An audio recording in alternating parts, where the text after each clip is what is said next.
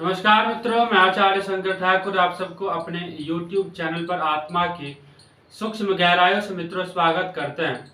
मित्रों, आज हम बात करेंगे राहु महादशा, अंतरदशा या प्रत्यंतर दशा के बारे में। मित्रों, उससे पहले जरूरी सूचना ये है कि यदि आपने अब तक इस YouTube चैनल को सब्सक्राइब नहीं किया है तो आप इस YouTube चैनल को सब्सक्राइब कीजिए, लाइक कीजिए तथा बेल आइकन वाले बटन को दबाइए ताकि आने वाले अगले वीडियो का नोटिफिकेशन सबसे पहले मित्रों आपको प्राप्त हो और आप इस वीडियो को देखकर, इस ज्योतिषीय कार्यक्रम को देखकर आपको लाभ प्राप्त हो और आप अपने आप को लाभान्वित महसूस करें। मित्रों, इस वीडियो को शुरू से अंत तक देखें, कृपया करके इसको एस्केप करके ना देखें। एस्केप करके देखेंगे तो आपको उतना समझ में नहीं आएगा जितना आपको शुरू से अंत तक देखने में आएगा।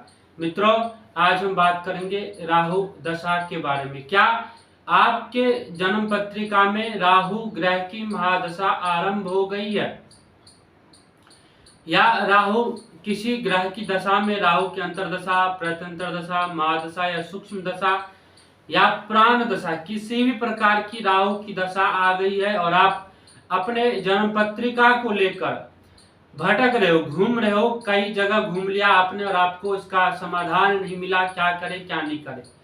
मित्रों, राहु की सबसे बड़ी परिकल्पना यही है कि राहु आपके जीवन में भटकाव को ला देता, आपको राहु स्टेबल रहने ही नहीं देता। राहु कभी भी एक जगह आपको टिकने ही नहीं देगा। राहु यदि आप के जन्म पत्रिका में एक्टिवेट हो चुका है, एक्टिव हो चुका है, राहु की महादशा आ चुकी है, तो राहु कभी आपको यहाँ रखेगा, थोड़ी देर बाद पता चला दिमाग में कुछ और आ गया और आप कहीं और पहुंच गए। क्योंकि राहु का जो मेन काम है वो आपके दिमाग पर ही जोर डालता है। आपके दिमाग को सबसे पहले राहु ग्रसित कर लेता है, आपके बुद्धि को राहु ग्रसित कर लेता है और आपके बुद्धि को काम ही नहीं करने देता है मित्रों, और आप भटकाव की स्थिति में आ जाते हैं। कई लोग जिनके जन्म पत्रिका में राहु की शुभ होती है, राहु शुभ होता है तो वो तो फर्श से लेकर अर्श तक का सफर कर जाता है, जीवन में बड़े ऊंचाइयों को छू लेता है राहु की दशा लगते ही। लेकिन जिसके जीवन में राहु अशुभ होता है, राहु की दशा शुभ नहीं होता है मित्रों, ऐसे लोगों को जीवन में बड़ा संघर्ष करना पड़ता है। राहु यदि जन्म पत्रिका में नीच की स्थिति में है, राहु या तो मेष राशि में या धनु राशि में नीच का माना जाता है। यदि मित्रों राहु आपके जन्म पत्रिका में नीच का है तो आजीवन आप डॉक्टर का चक्कर लगाते रहेंगे, आप हॉस्पिटल का चक्कर लगाते रहेंगे, आपको बार बार हॉस्पिटल जाना पड़ सकता है, बार बार डॉक्टर का चक्कर लगाना पड़ सकता है मित्रों, क्योंकि राहु आजीवन बेचैन रख देता है, राहु आजीवन डॉक्टर की चक्कर लगवा देता है यदि राहु नीच स्थिति में है या राहु अशुभ घर में बैठा हुआ है। तो मित्रों, कई बार तो राहु जनित ऐसे भी रोग हमको देखने को मिला है कि राहु समस्या भी दे रहा है, पेशेंट इलाज भी करवा रहा है, जहाँ तक डॉक्टरों का चक्कर लगवा कर थक चुका है, पर उसको समस्या क्या है, मेनली क्या समस्या है, डॉक्टर भी उसको डिटेक्ट नहीं कर पा रहे, डॉक्टर भी डायग्नोस नहीं कर पा रहे, दवाई क्या दे, आखिर कौन सी दवाई इसको दे जिससे इसको समझ में आए कि हमको ये बीमारी है और ये ठीक हो जाए। इस ऐसी स्थिति में डॉक्टर भी डायग्नोस नहीं कर पाता बीमारी को और इधर उधर का दवाई देकर डॉक्टर पेशेंट का हालत और खराब कर देता है मित्रों। इसीलिए राहु यदि आपके जन्म पत्रिका में नीच है, अशुभ है या शुभ है, राहु की स्थिति क्या है वो आपको जानना बहुत जरूरी है। देखिए, राहु यदि आपके जन्म पत्रिका में छठे घर में स्थित है, आठवें घर में स्थित है या फिर 12वें घर में स्थित है, तो ऐसी स्थिति में राहु को अशुभ ग्रह माना जाता है, क्योंकि राहु छठे घर में बैठकर आजीवन आपको बैक पेन देता है, कमर में दर्द देता है। ये आप लोगों की ये कमर का दर्द ठीक हो गया, ऐसा नहीं है कि लेडीज वाली प्रॉब्लम है, लेडीज का प्रॉब्लम अलग होता है, लेकिन जो जेंट्स का प्रॉब्लम होता है वो कमर हेडेक शुरू हो जाता है, कमर का दर्द शुरू हो जाता है, कमर में पेन होना शुरू हो जाता है, हेडेक रहता है, सिर में दर्द रहता है। और 8वें घर का राहु जो है आपको पाइल्स की समस्या देता है, और उस पर यदि मंगल, शनि और केतु की यदि दृष्टि है 8वें घर के राहु पर क्रूर ग्रह की दृष्टि यदि पड़ जाती है 8वें घर के राहु पर, तो आपको 100% पाइल्स की भी समस्या देता ही देता है। बवासीर जैसे संबंधित समस्या भी आपको देता है मित्रों। उसके बाद यदि बात करते हैं 12वें घर के राहु पर, तो ऐसी क्या समस्या आएगी?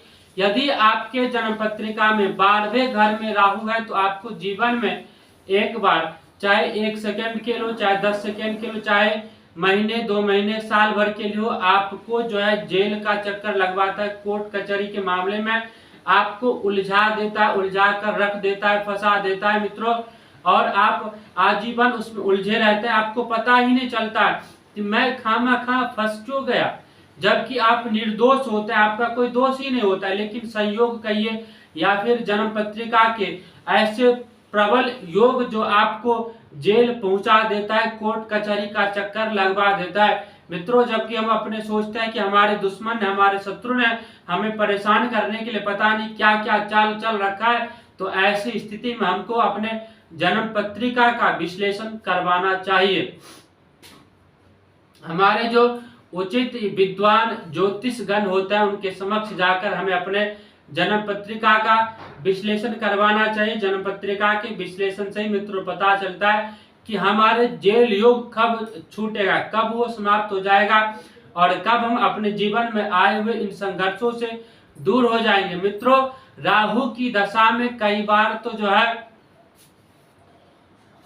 तो हमें पता ही नहीं चलता कि हम ऐसी समस्याओं से राहु की वजह से ग्रसित हुए पड़े। कई बार तो राहु जनित रोगों में मिर्गी का दौरा भी आता है, क्योंकि हमें मिर्गी का भी दौरा पड़ जाता है यदि राहु जन्म पत्रिका में अशुभ रहता है तो। और यदि मित्रों राहु शुभ है तो हमें शेयर मार्केट से बहुत ज्यादा लाभ की प्राप्ति होती है, लेकिन उसमें गुरु की शुभ दृष्टि होनी चाहिए राहु के ऊपर, और राहु डायरेक्ट नहीं, सप्तम दृष्टि में होना चाहिए। फिर यदि राहु और गुरु की सप्तम दृष्टि है तो गुरु चांडाल योग बन जाता है।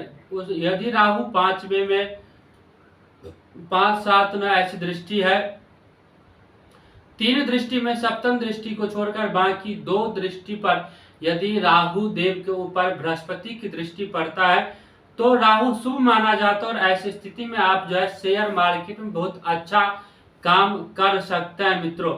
अब बात करते हैं कि उपाय के तौर पर क्या किया जाए मित्रों। यदि राहु की दशा चल रही हो तो राहु की दशा में आपको सबसे जो राहु का आसान मंत्र है ओम राम राहुवे नमः, इस मंत्र का जो है कम से कम आपको 1.25 लाख जाप करके और हवन करना चाहिए। हवन करने के पश्चात उसमें जो राख हो उसको भस्म की तरह उपयोग करके डेली अपने मस्तिष्क पर लगाना है मित्रों। और दूसरे उपाय की यदि बात किया जाए तो आप काले कुत्ते को प्रत्येक शनिवार बुधवार को काले कुत्ते को अपने ग्रास में से जब भी खाना खाने बैठे तो खाने का जो पहला कौर है, पहला रोटी आप स्वयं ना खा करके कुत्ते को खिलाइए।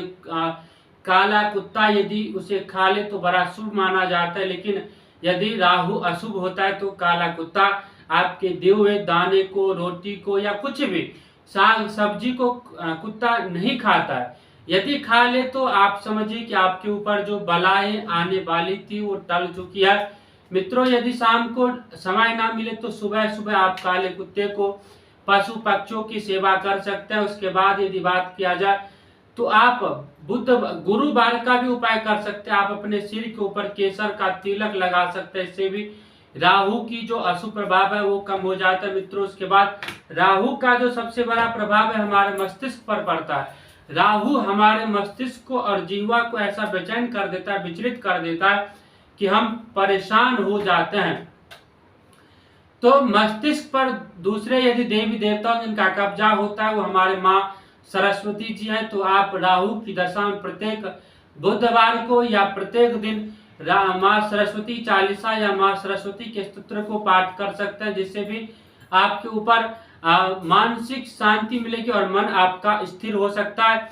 राहु की दशा में मित्रों सबसे ज्यादा यदि खराब होने वाली चीज है तो आपके घर की बाइक हो गया, जैसे साइकिल, बाइक, 2 पहिए वाहन हो गए, कार हो गया, और आपके घर में जो जितने भी इलेक्ट्रिक्स सामान है वो सभी खराब होने लग जाता है। एकाएक आज ये स्विच खराब हो गया, कल वो पंखा खराब हो गया, परसों कूलर खराब हो गया, चौथे दिन कुछ और खराब हो गया। इस स्थिति में आपको समझ में नहीं आता, अरे ये तो कल हमने ठीक कराया था, आज कैसे खराब होगा, अरे इसे तो हमने परसों ठीक कराया था, खराब कैसे होगा, इसे तो हमने नया लगवाया था, खराब कैसे होगा। तो मित्रों ये राहु की देन है। जितने भी इलेक्ट्रिक वायंस है वो सभी बहुत जल्दी खराब होने लग जाते हैं। इलेक्ट्रिकल सामान का आप ध्यान रखा करें।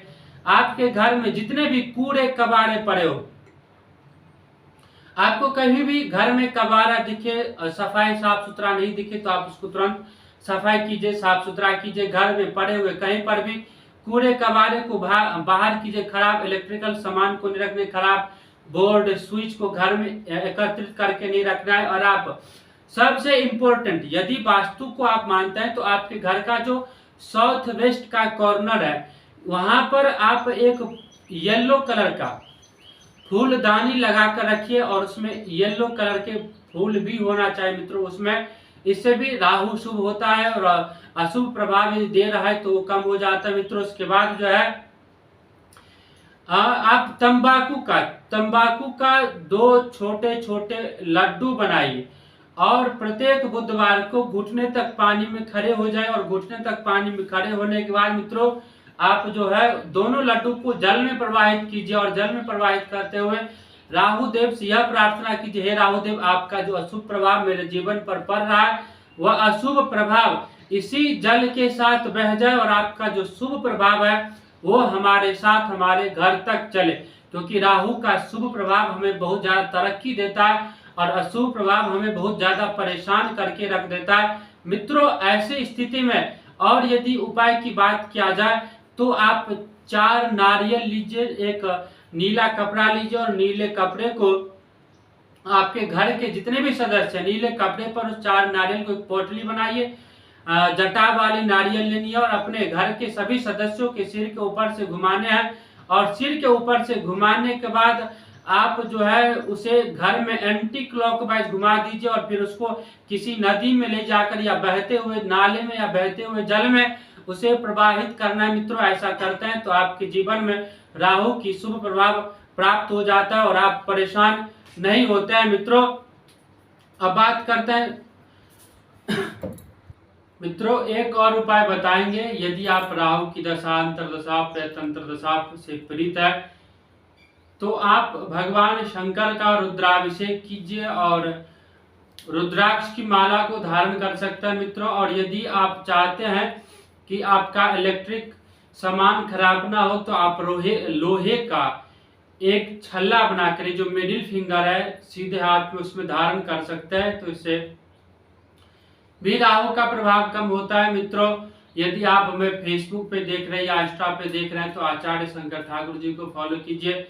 यदि आप हमें यूट्यूब पे देख रहे हैं तो आप हमारे यूट्यूब चैनल को सब्सक्राइब कीजिए, लाइक कीजिए, बेल आइकन बटन को दबाइए तथा वीडियो को अपने इष्ट मित्रों में शेयर कीजिए ताकि इसका लाभ सबको प्राप्त हो और सब इस वीडियो को देखकर लाभान्वित हो मित्रों। यदि आप जन्मपत्री संबंधित किसी प्रकार की जानकारी चाहते हैं तो आप हमें कमेंट बॉक्स में कमेंट कीजिए। नेक्स्ट वीडियो में हम आपके प्रश्न का उत्तर देंगे। यदि आप वास्तु विजिट करवाना चाहते हैं तो हमें से हमारे फोन नंबर पर कांटेक्ट कर सकते हैं। यदि आप अपने घर की वास्तु के अनुसार नक्शा बनवाना चाहते हैं या वास्तु विजिट करवाना चाहते हो तो आप हमसे कांटेक्ट कर सकते हैं मित्रों। आशा करता हूं कि यह सभी प्रोग्राम आपको अच्छा लगता हो और इसी आशा के साथ हम आपसे विदाई लेते हैं। तब तक के लिए नमस्कार।